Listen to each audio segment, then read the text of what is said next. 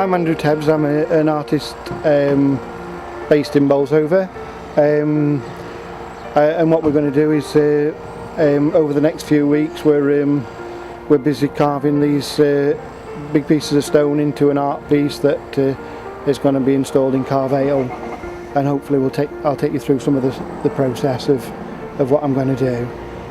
Okay, so I've got 3 pieces of stone that are going to be put together to make the whole art piece.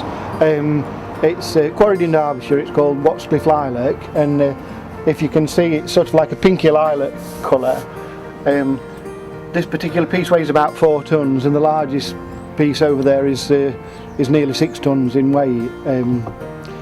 So we need quite a big crane to manoeuvre these around.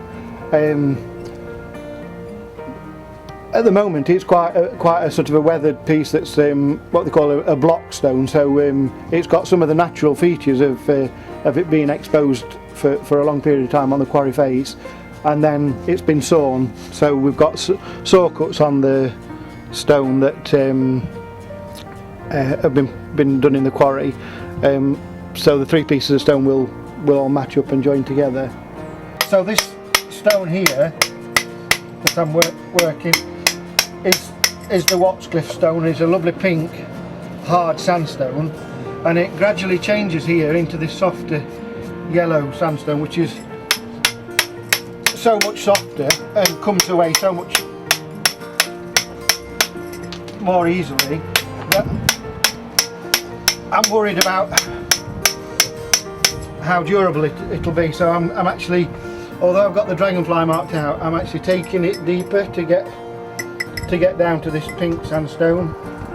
It's quite nice just there where you've got the variation in colour, and actually I'll leave that. This is quite hard, this where it's on the transition, but some of the softer stone is going to have to go because I don't want it washing away and eroding too fast. Started off with a general idea of what I'm going to carve, but I'm really trying to respond to the shape of the stone and where the grain lies with it and any interesting features in the stone. But for example, with the wings, obviously it's really important to try and keep things symmetrical, and so I've made templates for the wings so that I can keep checking that as I work down that I keep on track. So I've made these templates for the wings, and then that will correspond over here so that I get the wings matching in size. I don't want to step back and find that one of the wings is sort of misshapen or out of alignment with the others. So from a personal point of view, what I was really interested in was the fact that the fossil was found in Bolsover Colliery, and I have a memory of when I was really quite young. My father worked in Glapple Colliery, which was only a few miles away, and he used to quite be interested in geology as well. He quite often used to bring home sort of pieces of rock that had fossils in, and these are I've had these most of my life. These are fossils out of the coal measures. That's a type of a fern, and there's another one there. So although he never found a dragonfly, I think a lot of the miners were really interested in what they kept finding underground, and evidence of life existed a long time ago. This is like intersecting. These are equisetum, what they call mare's tails, and which is interesting is that these still grow in the swampy places now. Well, in fact, dragonflies still live, obviously. So it's a species that's still alive 250 million, 300 million years after it was first on the planet.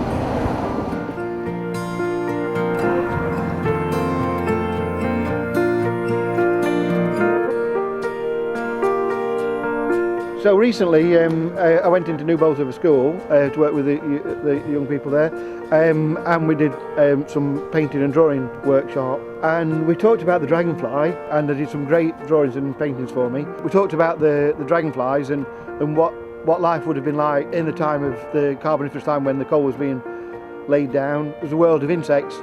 Mammals weren't alive then, so insects would have been primary source of all the activity there, you know, and some of the creatures were massive insects that, you know, would be quite scary if we encountered them today.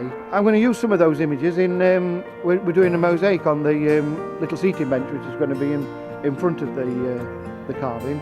So some of the drawings that the kids did may be inspiration for the mosaic, but also I asked them to talk about what they liked about their place now, you know, and on the reverse of these stones, which will be carved in situ in Carr Vale, I'll carve on the back of here some vignettes, some windows which represent contemporary life in Carr Vale. So where this is a sort of a reference back to prehistoric times, the times of the coal being formed, on the other side there'll be images looking at things that have happened in Carr Vale in the last sort of 100 years. So it'll have an image probably to do with the industrial side of Carr Vale, the collieries, maybe the brickworks, will be in one scene. There's also a very locally famous jam factory, Bolsover Preserves, which we're going to feature. And then the third one will be made up of images that the children drew. So coming straight from their lives, it contained images of their hobbies and interests, and some wildlife that lives around the area and things like that. So that will be like made a collage of within the carving on the back of the stone.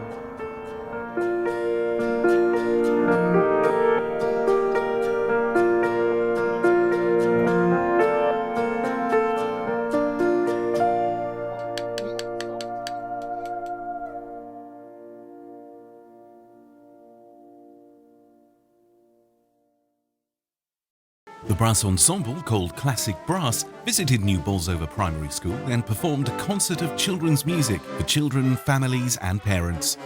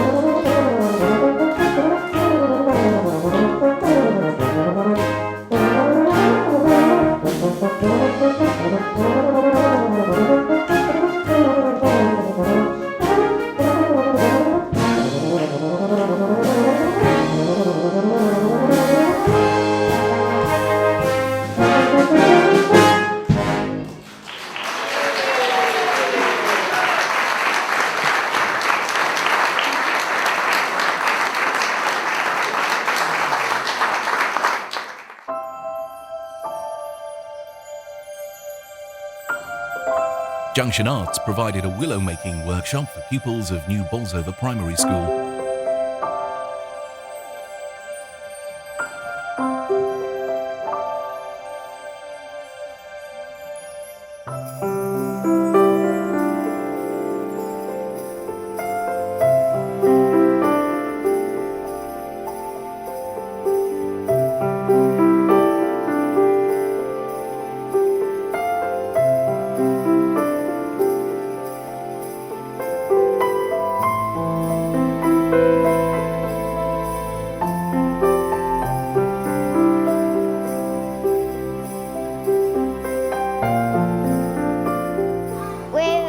Copying our designs onto some coloured tissue paper, and once we've drawn them, and now we're going to cut them out when we've done.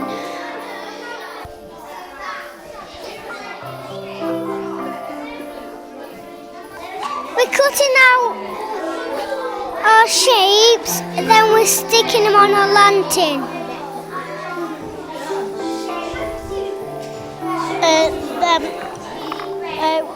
We have to copy our picture what we drawn yesterday, and we drawn them on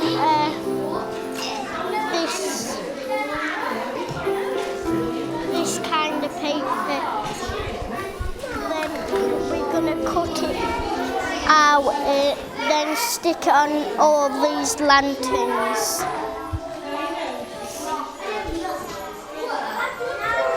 What are you gonna say?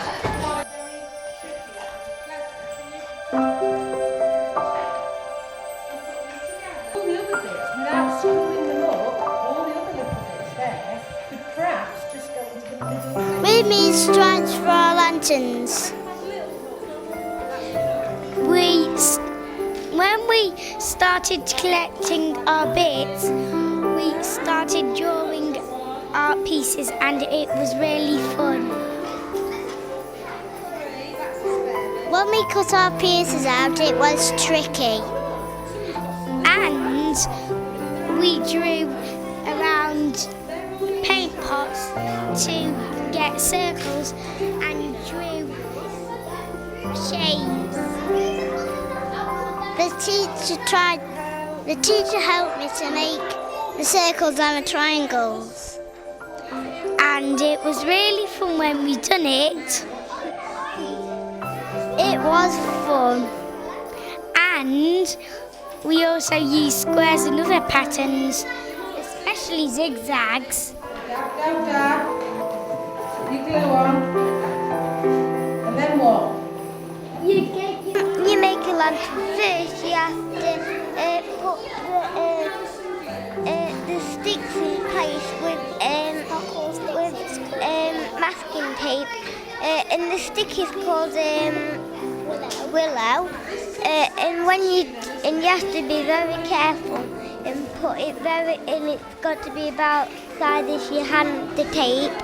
And when you've done that, you have to put the paper, this soft paperish thingy on.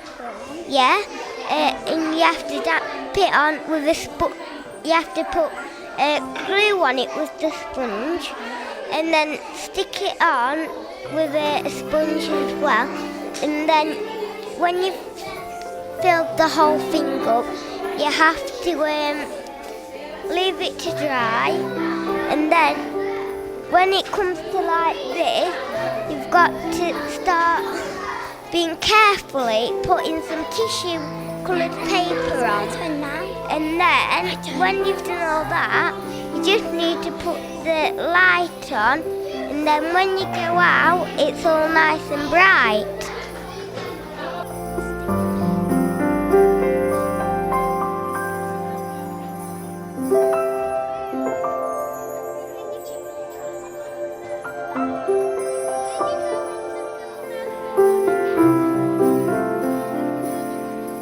Goodbye from year 2, Bolsover Primary School. Lantern making workshop. Yeah!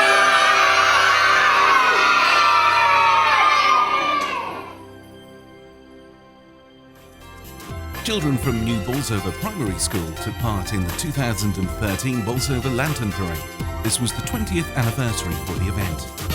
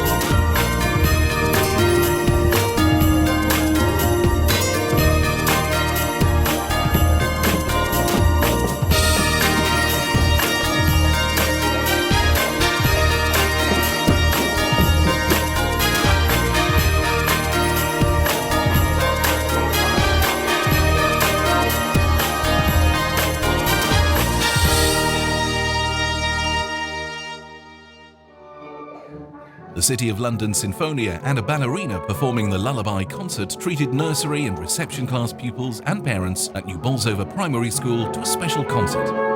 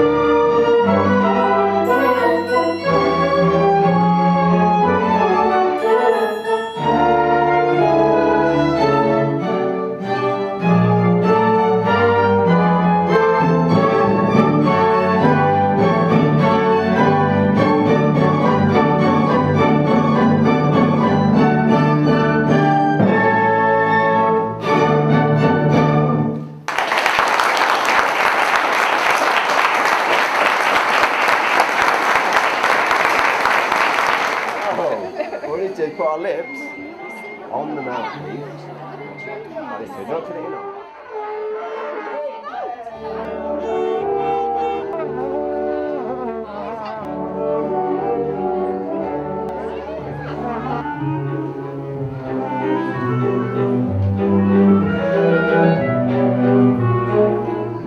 Watched it live before? No, I haven't. It was wonderful.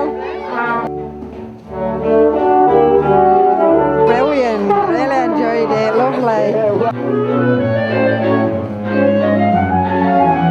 No, I haven't actually. It's been absolutely lovely and the kids have enjoyed every bit of it.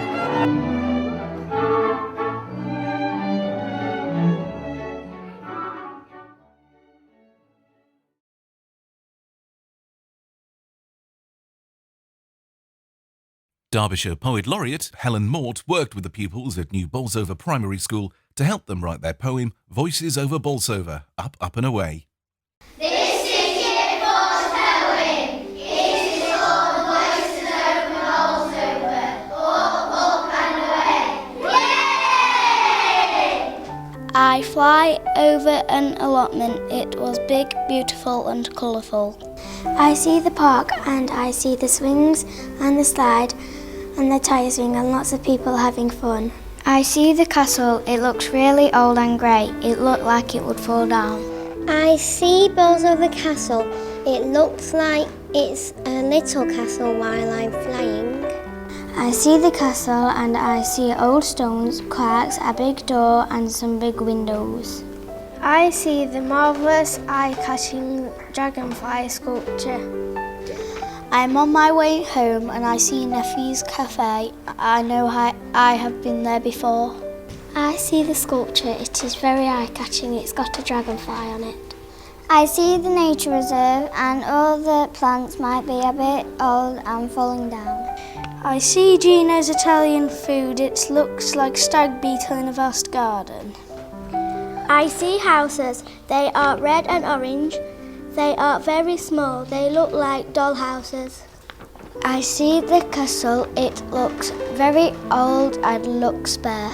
I see a big cinema and an old-fashioned chocolate factory with a big block of chocolate for the sign. I see the castle. It looks new from above, but very small. I can see the old crumbling castle. I can see the church and hear the bells ringing. I can see someone getting in a taxi. I wonder where they're going. I can see the sweetie shop with children looking in the window. I can see Bolsover Castle stood on top of a hill. I see Gino's the food shop. It is white and green. I see the pot and it looks like Lego. I see the pond and it looks like a jug of water.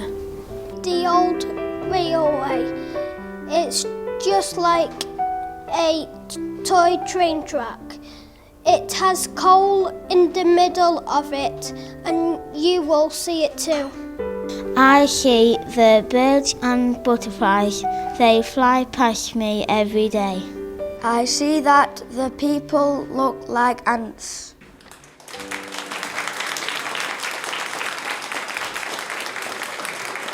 Classic Brass entertains with The Flight of the Bumblebee.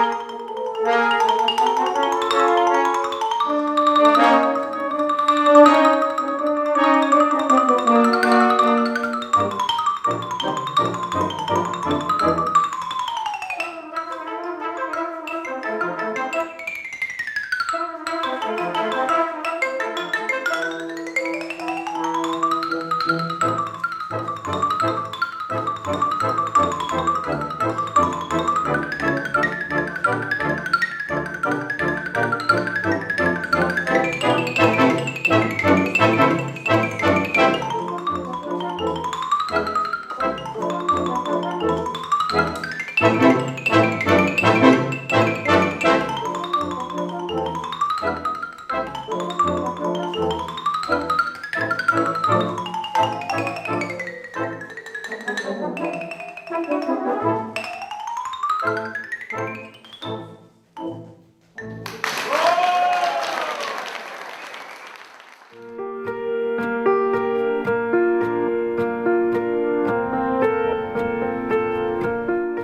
working on the carvings of dragonflies, it was time to bring the 3 pieces of the sculpture onto site, where the finishing touches were added.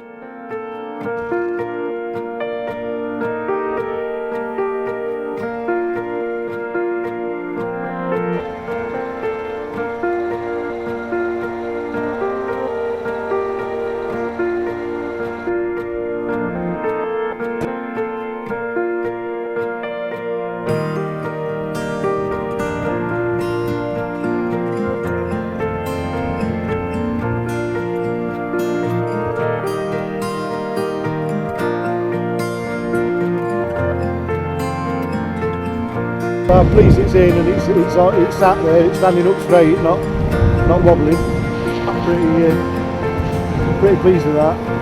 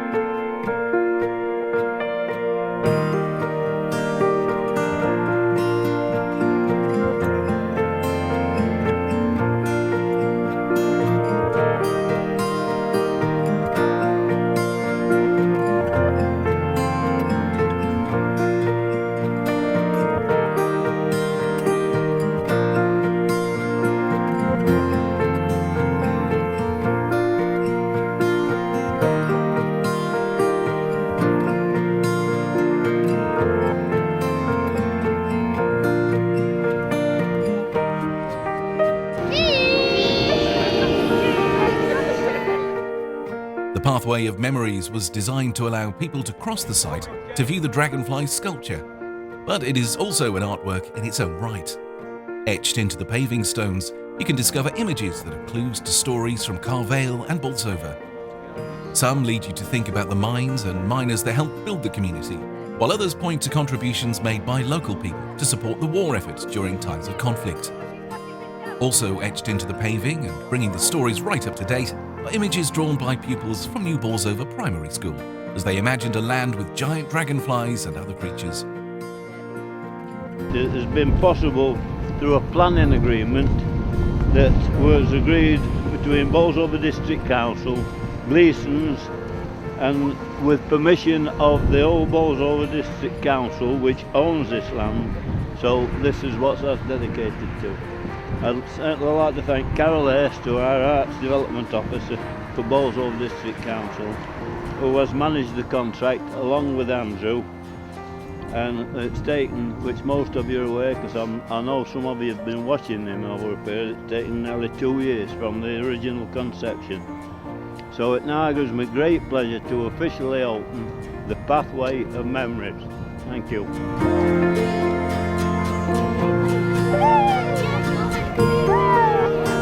Okay, so we finally unveiled the sculpture after I've been working on the project for the past 9 months.